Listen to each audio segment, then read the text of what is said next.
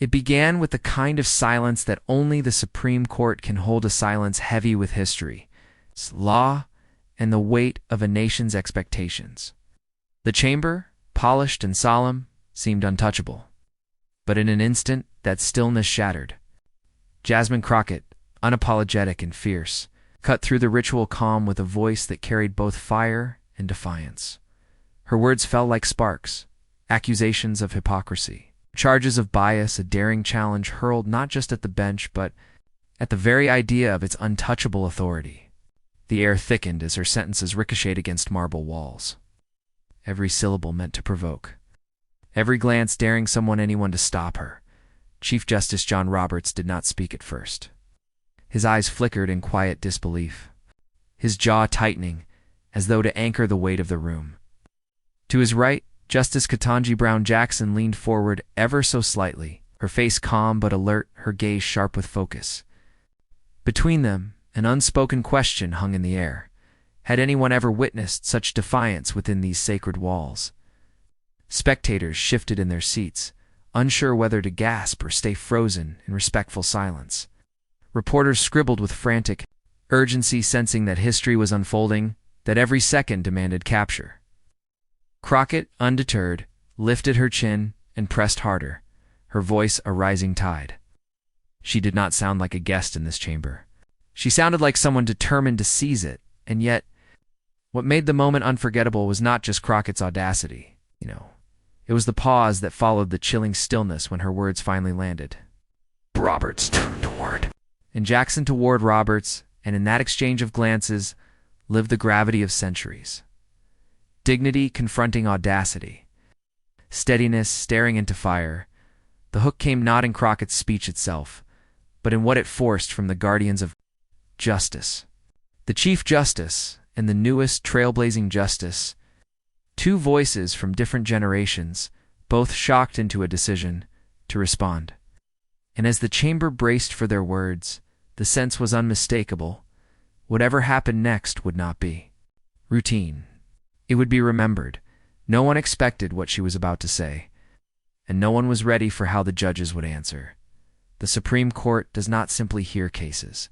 It embodies the conscience of a nation. Every word spoken within its chamber has the power to ripple outward, shaping laws, values, and the stories Americans tell themselves about justice. That is why this hearing mattered. It was not about a single motion or a technical dispute. It was about whether the people watching at home could still believe in the idea that fairness lives inside these walls. At the center of that responsibility sat Chief Justice John Roberts, a man whose entire reputation has been built on one word: stability. He is the custodian of tradition. It's a careful hand steadying a centuries-old institution against waves of politics and passion. In moments of turbulence, Roberts represents the marble pillars themselves, moving silent, meant to endure. To him, dignity is not just style. It is survival. If the court is to remain respected, its guardians must project balance. Across from him sat Justice Ketanji Brown Jackson. As the newest member, her presence alone a symbol of history breaking open. She carries with her the pride of generations, who once could never have imagined her seat at that bench. Where Roberts offers caution, Jackson offers courage. She does not ignore tradition, but she dares to speak to progress. She embodies the belief that the court is not only an institution to be preserved, but a tool to open doors to widen the circle of who belongs. To millions watching her, she is proof that justice can evolve. And then, into this arena, stormed Jasmine Crockett, loud, brash, unafraid to wield confrontation like a weapon. She did not lower her tone in deference to marble halls. She did not bow her words to the weight of precedent. She entered the chamber like a challenger stepping into the ring, her confidence sharpened by past battles and the knowledge that cameras were rolling. Crockett's presence was electricity, disruptive, unpredictable, impossible to ignore. This clash was more than personalities. It was a collision of American identities, the protector of dignity, the voice of inclusion, and the challenger of order, all drawn into one combustible moment. Millions outside those walls already felt divided, tradition versus change, order versus disruption, respect versus rebellion. And here, embodied by three figures, that very tension had taken human form. Every glance, every hesitation, every raised voice carried the weight of an entire country searching for meaning.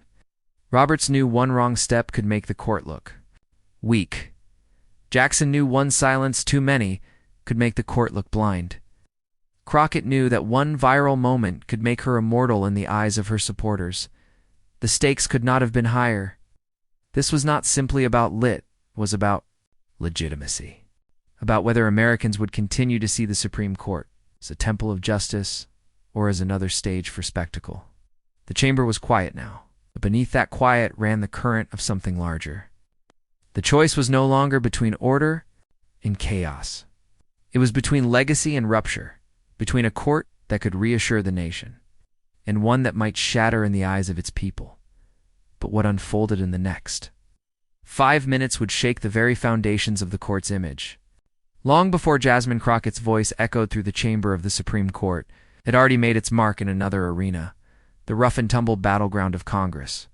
From the day she first stepped onto the House floor, she carried herself less like a newcomer and more like a storm in motion. Her rise was fueled not by quiet negotiation, but by the fire of confrontation. She became known not for soft words, but for sharp edges, the kind that left her opponents scrambling for cover while her supporters erupted in cheers. In a political climate saturated with scripted speeches and rehearsed sound bites, Crockett was different. She spoke as though she had nothing to lose and everything to prove. Cameras loved her. Constituents hungry for passion adored her. Her unapologetic manner cut through the noise, making her both a lightning rod and a beacon. Now, to those who admired her, she was fearless, a warrior, unafraid to call hypocrisy by its name. To those who opposed her, she was reckless, a voice of disorder who mistook volume for vision. The contradictions defined her. Crockett branded herself as a champion of truth. Yet the very same boldness that exposed injustice often blurred into disdain. In hearings, she could dismantle an argument with surgical wit, but she could also dismiss opponents so completely that dialogue turned to dust. Her strength was also her weakness, the refusal to bend. The same fire that earned her headlines sometimes left her isolated, her allies wincing as she scorched bridges even as she built her reputation. Flashbacks to her most viral moments reveal the pattern. There was the hearing where she cut off a senior colleague mid-sentence, declaring, "The American people don't have time for your excuses." The room had erupted into chaos, reporters scribbling furiously while her clip raced across social media. Then there was the day she wagged a finger at a committee chair, her voice trembling with fury, accusing him of corruption in words that television replayed for weeks. Each time, Crockett walked away a little more famous, a little more infamous, and a little more convinced that her fire was her weapon. Her supporters loved it. On Twitter, they crowned her a queen of clapbacks. On Instagram, her speeches became soundtracks for reels, celebrating defiance. But underneath the spectacle lurked a shadow she rarely acknowledged: arrogance. In her certainty that she could not be silenced, she sometimes failed to notice when her own flame began to burn credibility itself. What her base hailed as courage, critics condemned as chaos. She wore their criticism as armor, but armor can grow heavy. Crockett was not blind to the theater of politics. She embraced it. But what she didn't anticipate was that not all stages are the same. Congress thrives on noise, on moments designed for virality, on clashes that make for good television.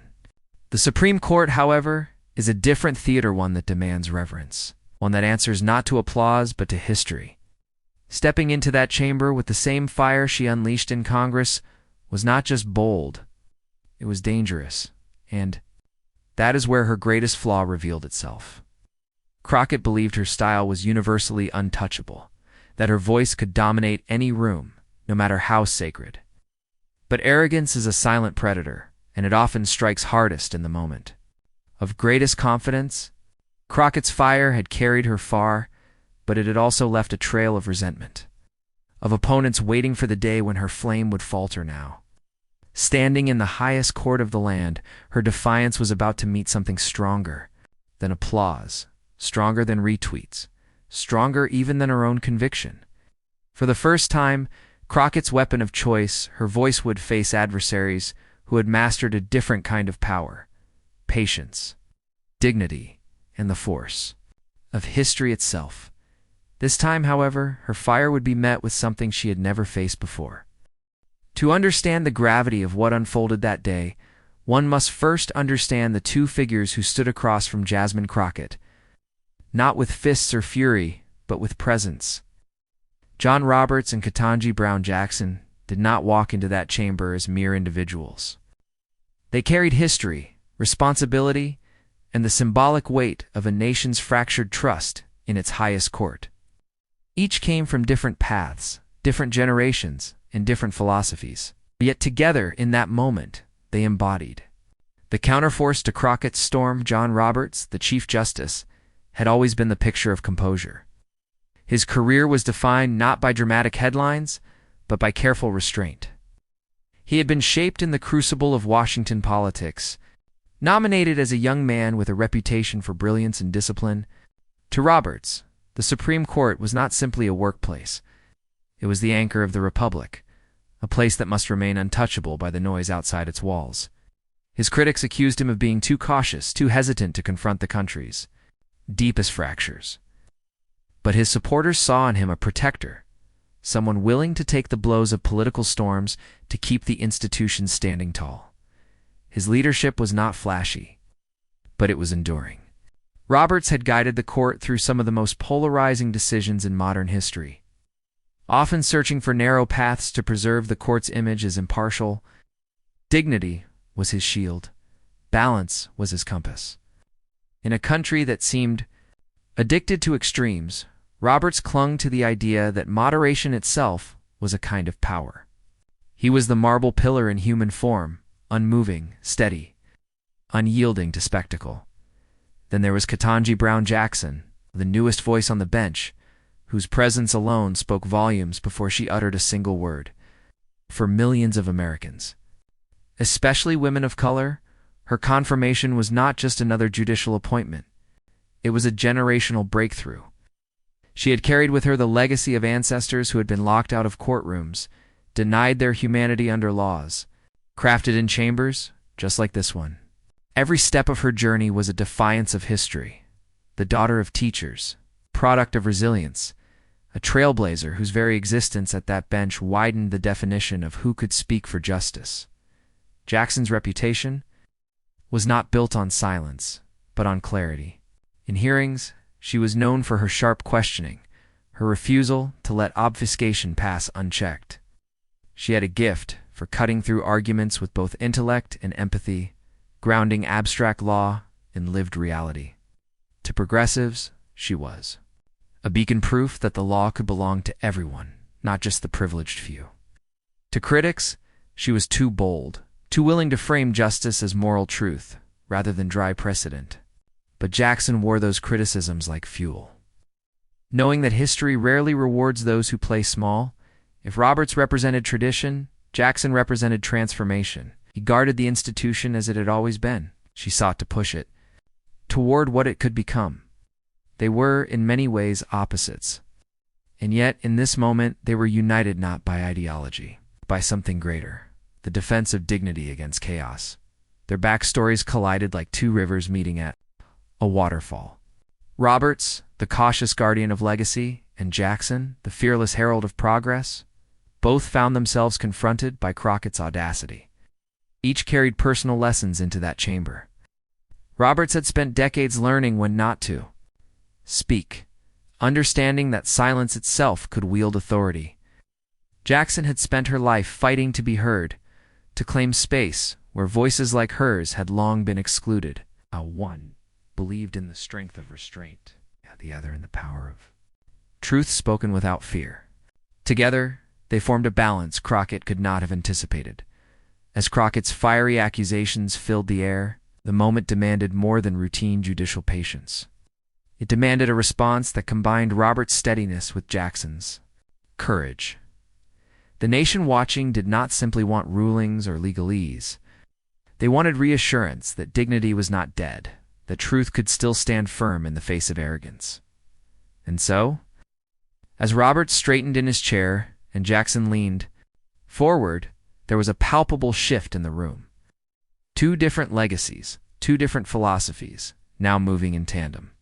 A Chief Justice born from tradition and a justice forged by change prepared to answer not as rivals, not as individuals, but as guardians. The clash ahead would not be one of equals.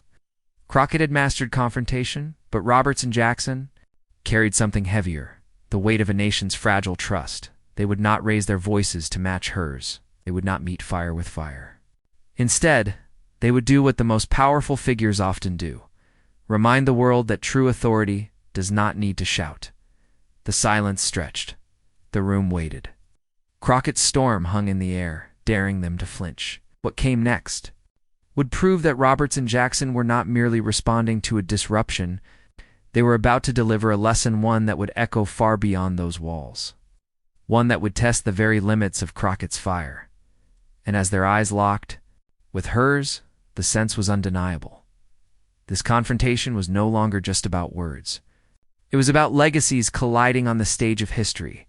The moment of collision came swiftly. Crockett, emboldened by the silence that followed her opening salvo, leaned into her defiance with even greater force. Her words grew louder, her tone sharper, each sentence striking like a hammer against the marble walls.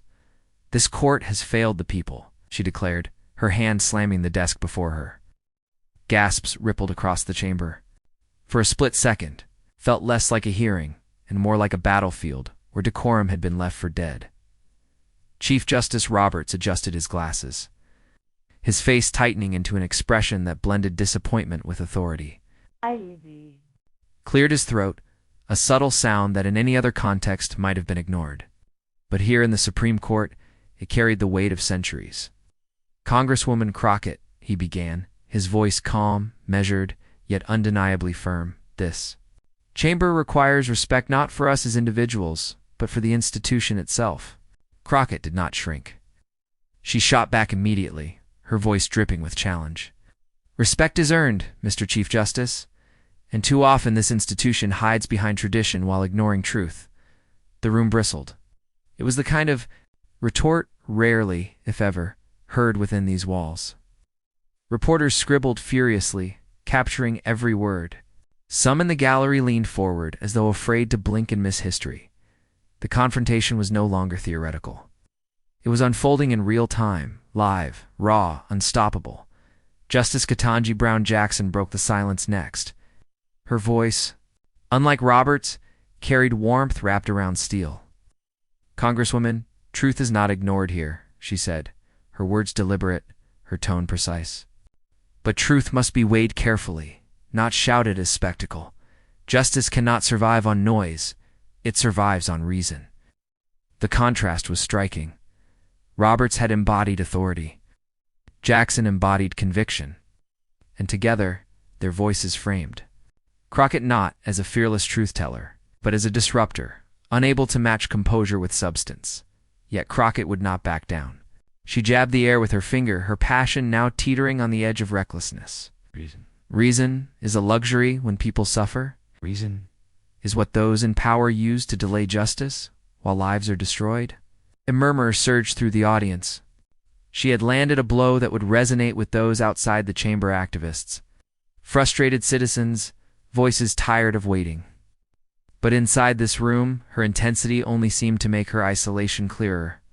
Her fire raged, but Roberts and Jackson remained unshaken, like stone figures unmoved by storm. Roberts leaned back slightly, his eyes narrowing with a controlled patience that carried its own warning. "Passion without discipline does not strengthen your argument, Congresswoman," he said, his tone sharpening just enough to cut. "It weakens it." Crockett froze, her mouth opening but no words immediately forming. The Chief Justice's restraint was itself a weapon, one she had perhaps underestimated. The gallery seemed to inhale collectively, waiting for her reply. And then, like a fuse burning toward dynamite, she launched again, louder, harsher, as though volume itself. might undo the blow she had just taken. Jackson's gaze did not waver. "History has shown us," she said firmly, "that those who confuse chaos with courage often find themselves remembered not as visionaries, but as cautionary tales." The words struck like thunder. Crockett blinked, visibly rattled.